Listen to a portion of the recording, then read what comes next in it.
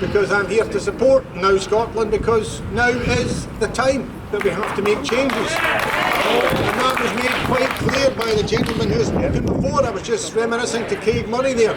My granddad trained as a joiner at Parkhead Forge when it was the largest single site employer in the whole of Scotland.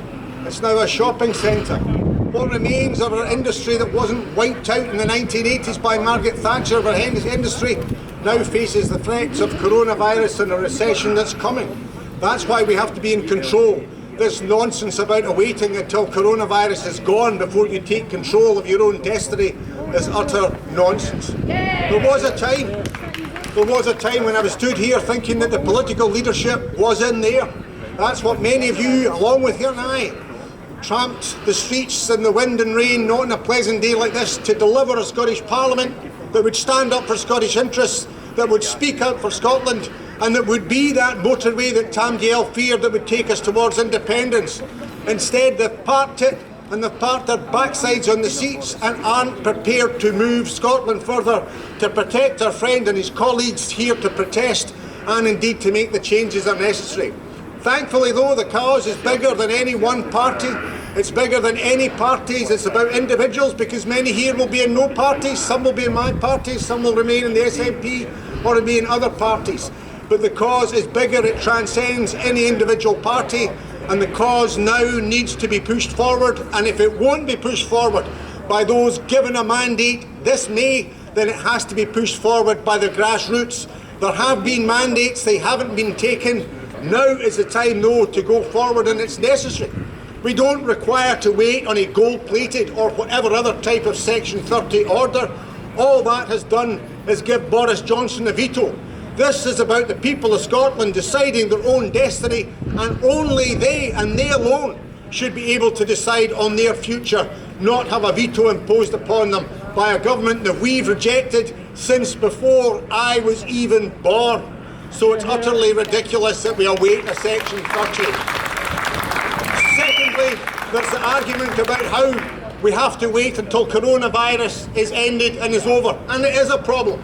And the worry exists about increasing numbers, no doubt brought about by people celebrating exuberantly at the football, even if we only got the one goal. But we can't wait on coronavirus. Besides giving Boris Johnson the veto, you've now given him the opportunity to set the referendum timing, because all he has to say is, now is not the time. I challenge you, you'll say, the recession isn't over. You said yourself you weren't going to proceed until we'd got through coronavirus recovery. We've not recovered. Go back and sit still and stop being silly.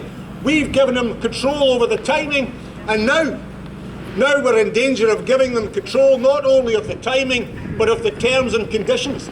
And I remember speaking to a senior SNP representative and making that clear that that was my fear.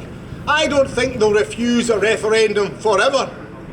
They'll be happy to give us a referendum when they think they can win it, and when they set the terms and conditions. And we're already being told just who might be able to get the vote, because they want to make sure that they maximise their turnout. That's why we cannot wait, and that's why we cannot allow them to set the terms, set the timing, and set the principle that should be a referendum. The final points I'll make is that it is important that we go now. In every epoch of history, there's a window that comes along, and this is the window. The British state has never been weaker.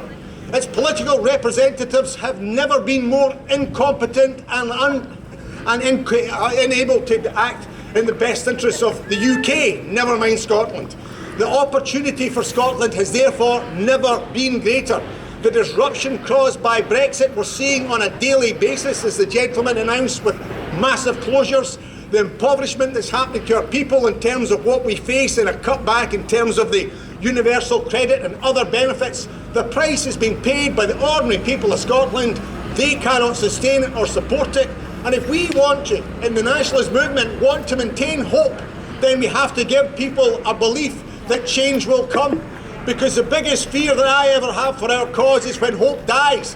And if you continually depress people's expectations, if you continually say to them, not now, not ever, then sooner or later they'll cease to believe. That's why we've got to seize the moment. This is our chance. If we don't, that window will close They'll seize their moment to strike and we'll be in difficulties.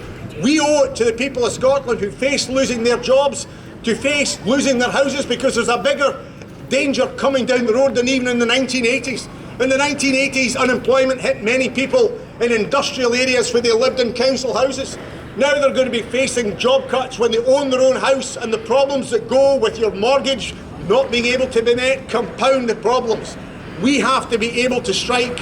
We have to be moving forward.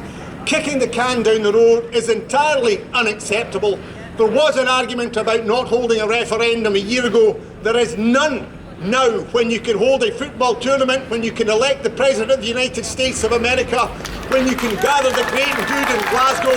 The time has come now, Scotland, let's go for it.